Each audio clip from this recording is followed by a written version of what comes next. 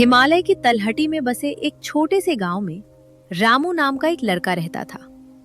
उसके पास धन के नाम पर फूटी कौड़ी नहीं थी, लेकिन उसका दिल किसी राजा से भी बड़ा था। वो दिन भर सूखी लकड़ियां चुनता और उन्हें बेचकर बमुश्किल 2 वक्त की रोटी का इंतजाम कर पाता।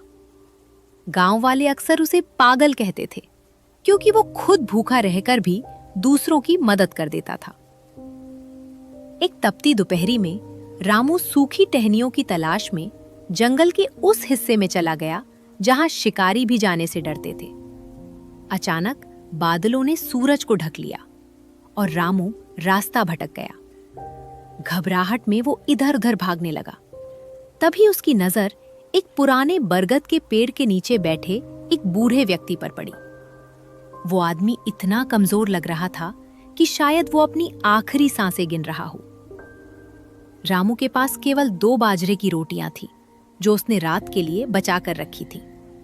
उसने बिना सोचे अपनी पोटली खोली और वो रोटियां उस बूढ़े आदमी के सामने रख दी। जैसे ही उस व्यक्ति ने पहला निवाला खाया, उसकी आंखों में एक अजीब सी चमक आ गई। उसने मुस्कुराते हुए रामू का हाथ पकड़ा और अचानक पूरा जंगल एक तेज सफेद रोशनी से भर गया। पलक झपकते ही वो बूढ़ा आदमी एक भव्य और शक्तिशाली जादूगर में बदल गया। उसकी आवाज गूंज उठी, रामू, मैंने कई सालों से इस जंगल में एक सच्चे इंसान की तलाश की थी, जो खुद अभाव में होकर भी दूसरों का दर्द समझे। वही असली खजाने का हकदार है। जादूगर ने अपनी छड़ी से एक पुरानी चट्टान की ओर इशारा किया।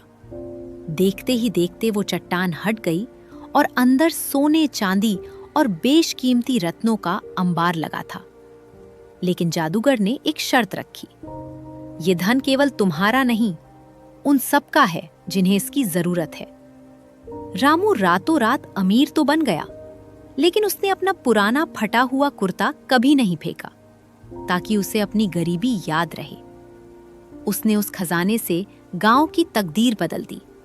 जहां कभी बच्चे मीलों पैदल चलते थे, वहां एक शानदार स्कूल बना।